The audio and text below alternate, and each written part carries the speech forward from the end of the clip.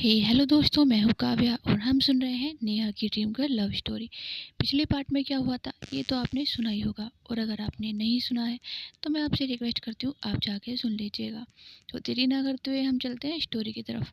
तो last scene में जो नेहा होती है वो माया को किस करने लगती है, वो भी नींद में से अचानक उठ के। वो भी हमारी माया ने उसे काफ़ी धक्का दिया था, उसे हटाया था, तब जाके वो थोड़ा साइड हुई थी, थोड़ा होश में आई थी। अब माया उससे पूछती है, तुम ऐसा क्यों कर रही हो? क्या तुम मुझसे बदला लेना चाहती हो? जो कुछ मैंने किया है ऐसा भी मैंने क्या ही कर दिया यार, जो तुम अब ऐसा करोगी? अगर तुम मुझे पनिशमेंट भी देना चाहती हो तो प्लीज़ मुझे बता कर तो दो। मुझे पता तो हो तुम किस इंटेंशन से ये सब कर रही हो। प्लीज़ मुझे बता दो। तुम मुझसे बदला लेना चाहती हो तो मैं तुम्हें बिल्कुल नहीं रोकूंगी, तुम मेरे साथ कुछ भी कर सकती हो, पर प्लीज़ इस तरह मत करो। कम से कम उस चीज़ को मानो तो सही। मैंने जो किया मैं उस चीज़ को मानती हूँ, मैं अपनी गलती मानती हूँ, मैं तुमसे माफ़ी मांगती हूँ। मैंने तुमसे पहले भी काफ़ी बार अपनी गलती की माफ़ी मांगी है, मैं फिर से तुमसे माफ़ी मांगती हूँ। तुम चाहो तो मैं तुम्हारे पैर भी पड़ सकती हूँ। मैंने तुमसे कहा तो है, तुम मुझे कोई भी पनिशमेंट दे दो, तुम मुझे जो बोलोगी मैं वो करूँगी, लेकिन प्लीज़ अगर तुम मुझे पनिशमेंट दे रही हो तो मुझे बता कर दो, ताकि मुझे ये ना हो कि वो गलती भी मैं ही कर रही हूँ। तो प्लीज़ मुझ पे इतना रहम खाओ। नेहा कहती है, ऐसा नहीं है, मैं तुम्हें समझा नहीं पाऊँगी मेरे साथ क्या हुआ था। वो कहती है, तुम मुझे प्लीज़ समझाओ, मैं समझने की पूरी कोशिश करूँगी। नेहा कहती है, मुझे थोड़ा टाइम दो प्लीज़, प्लीज़ मुझे थोड़ा टाइम दो। माया कहती है, ठीक है मैंने तुम्हें टाइम दिया, सिर्फ 5 मिनट का टाइम है तुम्हारे पास। नेहा कहती है, बस इतना सा? माया कहती है, क्योंकि मैं और कितना वेट करूँ ये समझने के लिए। तुम जानती हो मुझे कैसा लग रहा था। मुझे लग रहा था अभी भी मैं ही गुनहगार हूँ और ये जो भी है वो मेरी वजह से हो रहा है, तो प्लीज़ जल्दी करो। नेहा कहती है, ओके रुको। इतना बोल के वो थोड़ा बाहर चली जाती है टहलने के लिए टेरेस पे, और वो सोचने लगती है। अब वो गहरी सोच में होती है, और जो माया होती है नीचे रूम में होती है। जब काफ़ी देर हो जाती है, कम से कम आधा घंटा हो जाता है, तो माया फिर छत पे जाती है और कहती है, मैंने तुम्हें 5 मिनट दिया था, अभी तो आधा घंटा हो चुका है, तुमने अभी तक मुझे बताया नहीं कि ऐसा क्या था, और इतनी रात हो गई है। अगर तुम मुझे नहीं बताना चाहती हो कोई बात नहीं, मैं समझ लूँगी, ये मेरी पनिशमेंट है।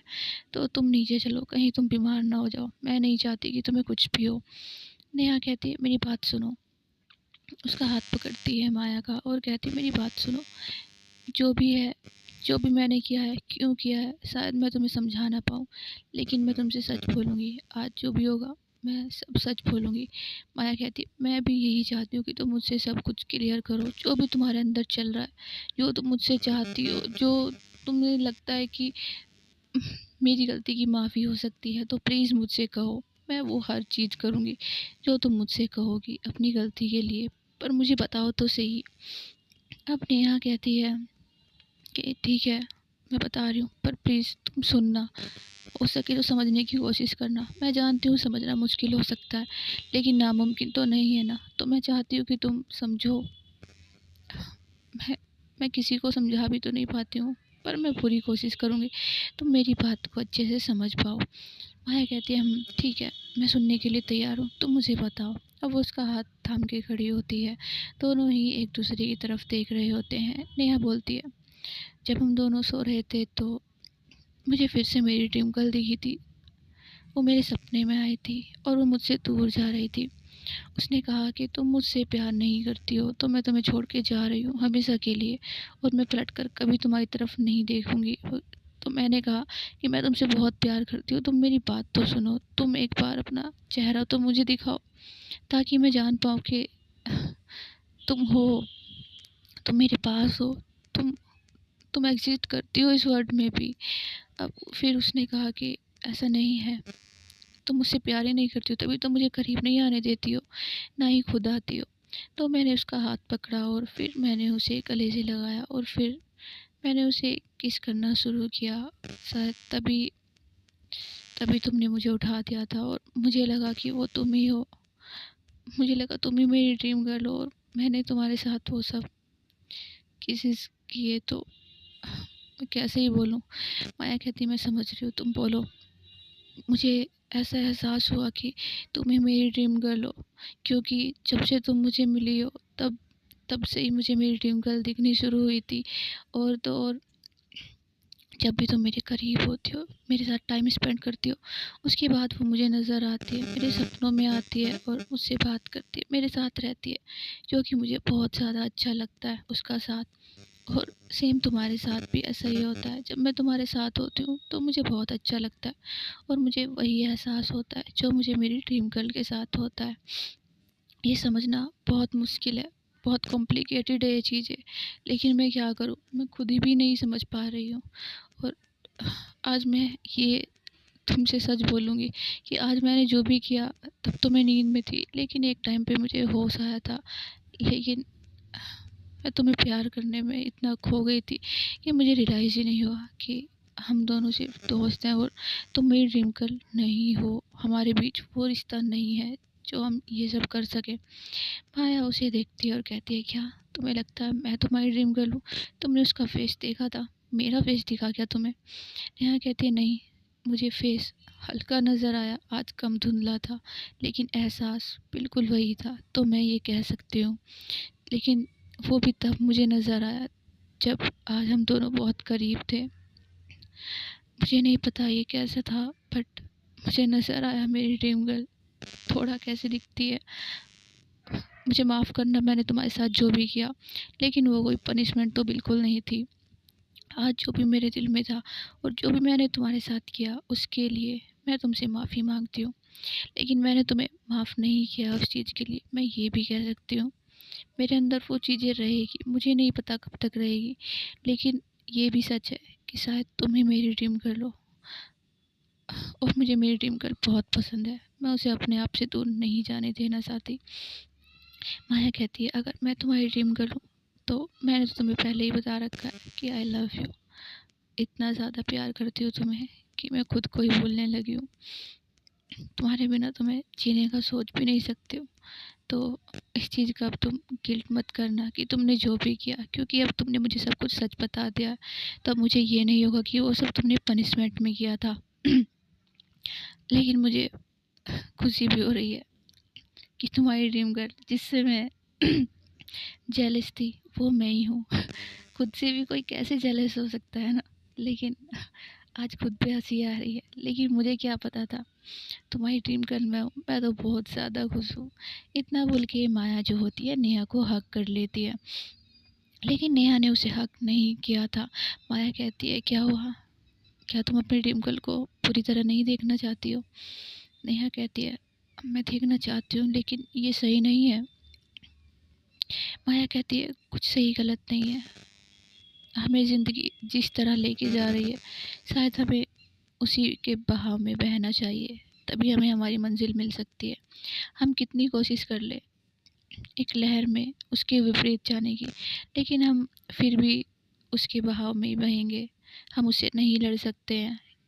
ये भगवान की मर्ज़ी है, ये कुदरत ही ऐसी है जो हमें किसी न किसी तरह मिलाने की कोशिश करती है। तो क्यों ना हम इसे आजमाएं। जिस तरह तुम्हें तुम्हारी ड्रीम गर्ल दिखती है, मुझे तो तुम्हें पहली बार देखती तुम मेरे सपनों में आई थी, और तुम मेरे लिए मेरा ख्वाब नहीं हो, मेरी हकीकत हो। और मैं तुम्हें हकीकत में अपना बनाना चाहती हूँ, ना कि सपने में। और अगर तुम अपनी ड्रीम गर्ल से मिलना चाहती हो तो क्यों ना मैं तुम्हारी मदद करूँ। शायद तुम्हारी ड्रीम गर्ल तुम्हें मिल जाए मेरे पास आकर। जैसे कि मैंने तुमसे पहले कहा था, तुम मुझे बताना जब भी तुम्हारी कोई ड्रीम गर्ल होगी, कैसी होगी, क्या उसका पता होगा। अब तुमने वो बता दिया है, तो मैं तुम्हारी पूरी मदद करूँगी तुम्हारी ड्रीम गर्ल वापस लाने में, तुम्हें उससे मिलाने में। तो क्या तुम चाहोगी कि तुम्हारी ड्रीम गर्ल का चेहरा तुम्हें पूरी तरह दिखे? नेहा भी अब उसे हक करती है और कहती है, मैं उससे मिलना चाहती हूँ, पूरी तरह उसे देखना चाहती हूँ, जो कब से मेरे ख्वाबों में आती है, जिससे शायद मुझे प्यार है और जिसका एहसास मुझे बहुत पसंद है। अब वो दोनों एक दूसरे को हक करते हैं, पर उनके बीच ऐसा कुछ नहीं था अभी कि हम कह सके कि नेहा को माया से प्यार था। नेहा तो सिर्फ अपनी ड्रीम गर्ल के लिए थोड़ा पागल थी। इसे पागलपन कह सकते हैं, क्योंकि हमारी नेहा अपनी अपनी ही दुनिया में रहने वाली इंसान थी और माया हकीकत में जीने वाली। अब दोनों अपने रूम में जाते हैं और वो दोनों लेट जाते हैं। अब जो पिलो की दीवार उन दोनों ने बीच में लगाई थी, माया कहती है कि इसे हटा दो ना प्लीज़। नेहा कहती है क्यों? माया कहती है मुझे नींद नहीं आएगी, प्लीज़ मुझे एक बार हग कर लो। नेहा कहती है जो हुआ उसके बाद भी तुम मेरे साथ आना चाहती हो? माया कहती है मैं तो कब से बेकरार हूँ तुम्हारे साथ आने के लिए। तो नेहा खुद से वो पिलो की दीवार जो उन्होंने बनाई थी वो अपने बीच से हटा देती है और फिर से जो दोनों हक कर लेते हैं। अब नेहा कहती है अगर मैं तुमसे कुछ पूछूं तो क्या तुम मुझे उसका सही सही जवाब दोगी? माया कहती है तुम मुझसे कुछ भी पूछ सकती हो और मैं तुमसे सच बोलूँगी, जैसे कि मेरी आदत है, मैं तुमसे नहीं छुपाऊँगी। अब फिर नेहा कहती है क्या मैं तुम्हारी फैमिली के बारे में पूछूं तो क्या वो भी बताना चाहोगी? क्या तुम मुझे अपना मानती हो? माया कहती है ठीक है, आज मैं तुम्हें सब बताऊंगी जो तुम चाहती हो। मैं हर चीज़ तुमसे शेयर करूंगी क्योंकि इसी से तो हमारा ट्रस्ट बिल्ड होता है ना। जब तक हम एक दूसरे के बारे में पूरी तरह नहीं जानेंगे तुम मुझ पे वापस से ट्रस्ट कैसे ही करोगी। तो तुम मुझसे कुछ भी पूछ सकती हो, आज मैं सब बताऊंगी तुमको, एकदम सच। नेहा कहती है ठीक है, तुम्हारे पेरेंट्स कहाँ हैं और वो ज़्यादातर बाहर क्यों रहते हैं, तुम उनसे बात क्यों नहीं करती हो? अब जो माया होती है वो कहती है मैं जानती थी तुम ऐसा ही कुछ पूछोगी, चलो ठीक है मैं बताती हूँ। मेरी मोम जो है मेरे डैड से मिलने गई है जो यहाँ पे नहीं है, अदर कंट्री में, बिजनेस की वजह से। अब है नेहा कहती है वो तुमसे बात नहीं करते हैं क्या, तुमसे मिलने नहीं आते? मैंने कभी देखा नहीं है तुम्हारे डैड को अभी तक, और तुम्हारी मोम भी कम ही रहती है, मैंने उन्हें भी नहीं देखा है। माया बताती है कि मैं अपनी मॉम और डैड से बात नहीं करती हूँ, सिर्फ ना बेइज्जती पे करती हूँ, अगर मुझे कुछ ज़्यादा ही अर्जेंट होता है तो, वरना वो मुझे मैसेज करते हैं, कॉल करते हैं, लेकिन मैं जवाब नहीं देती हूँ तो वो मेरे अंकल के थ्रू मुझसे बात करते हैं, उनके सेक्रेटरी, तो मैं उस पर रिस्पॉन्स कर देती हूँ। नेहा फिर पूछती है ऐसा क्यों है, तुम उनसे बात क्यों नहीं करती हो, ऐसा ऐसा भी क्या हुआ है? अब माया बताती है ठीक है मैं बता रही हूँ, रुको। अब उसकी आवाज़ थोड़ी बदल जाती है जब वो ये सब बता रही थी। नेहा कहती है मैं तुम्हारे साथ हूँ और उसे हक कर लेती है, तुम बताओ। माया बताती है कि उसके बचपन में जो एक उसका बड़ा भाई था, लेकिन वो एक्सीडेंट के चलते हुए मर गया था। अब जब से उसके भाई की डेथ हुई थी तो उसके मोम डैड में जो है बहुत ज़्यादा लड़ाइयाँ होती थी। उन्हें अपने बच्चे का गम तो था क्योंकि उनका एक लौता बेटा था और दूसरी मैं उनकी बेटी थी, लेकिन उन्हें अपने लड़के से ज़्यादा प्यार था। तो उसकी वजह से उन दोनों में बहुत लड़ाइयाँ होती थी कि तुमने उस पर ध्यान क्यों नहीं दिया। उन दोनों ने अपनी लड़ाई के चक्कर में मुझ पे ध्यान देना ही छोड़ दिया और बस घर में बहुत लड़ाइयाँ होती थी। मैंने बचपन में वो सब देखा है और मैंने ज़िंदगी अकेले ही जीना सीख लिया था। तो तब से मुझे उन दोनों से नफ़रत होने लगी थी और जैसे-जैसे मैं बड़ी होती गई तो मैंने फिर अपने डैड और मॉम से बोल ही दिया मुझे यहाँ नहीं रहना, मैं आप दोनों से नफ़रत करती हूँ, तो मुझे कहीं और भेज दीजिए या फिर खुद चले जाइए वरना मैं कहीं भाग जाऊँगी। जब मैंने ये सब कहा तो मेरे मॉम डैड ने मेरी तरफ देखा, तो मेरे डैड ने थोड़ा समझने की कोशिश की, शायद उन्होंने समझा कि बचपन से मैंने जो भी झेला है मैंने सब भड़ास निकाल दी थी उन दोनों के सामने। मैं बहुत रोई थी, बहुत चिल्लाई थी, मैंने बहुत सामान फेंका था अपने घर का, इधर से उधर किया था। तब मेरे डैड ने एक फ़ैसला किया था कि वो यहाँ नहीं रहेंगे, वो बिज़नेस के लिए बाहर जाएँगे और वो बहुत कम ही यहाँ आएँगे। लेकिन उन्होंने मुझसे क्रेडिट कार्ड और बहुत कुछ मुझे ऐसा दिया था कि मुझे जिस चीज़ की भी नीड होगी मैं खुद से ले सकती हूँ, और मेरी मॉम के पास से भी बोला था तुम कुछ भी बोल सकती हो, हम तुम्हारे लिए हमेशा खड़े हैं बेटा और तुम अकेली नहीं हो, हमें माफ़ कर दो हमने जो भी किया है। हम समझते हैं कि हम तुम्हारे भाई के गम में ज़्यादा ही डूब गए थे और एक दूसरे पे ब्लेम कर रहे थे, लेकिन हमने ये तो देखा ही नहीं कि हमारी दूसरी बेटी भी है। इतना सोच के लेकिन मैं बहुत गुस्से में थी और मुझे आज भी उनसे नफ़रत है क्योंकि उन्होंने अपने बेटे के चक्कर में मुझे खो दिया। मुझे भी अपने भाई का बहुत गम है, आज भी मैं उसे बहुत याद करती हूँ क्योंकि जब मेरे मम्मा पापा मेरी परवाह नहीं करते थे ना, तब मेरा वो भाई ही था जो मेरे साथ खड़ा था और मेरा साथ देता था, मेरी परवाह करता था, हर चीज़ से मुझे बचाता था। तो मैं उससे बहुत प्यार करती हूँ आज भी।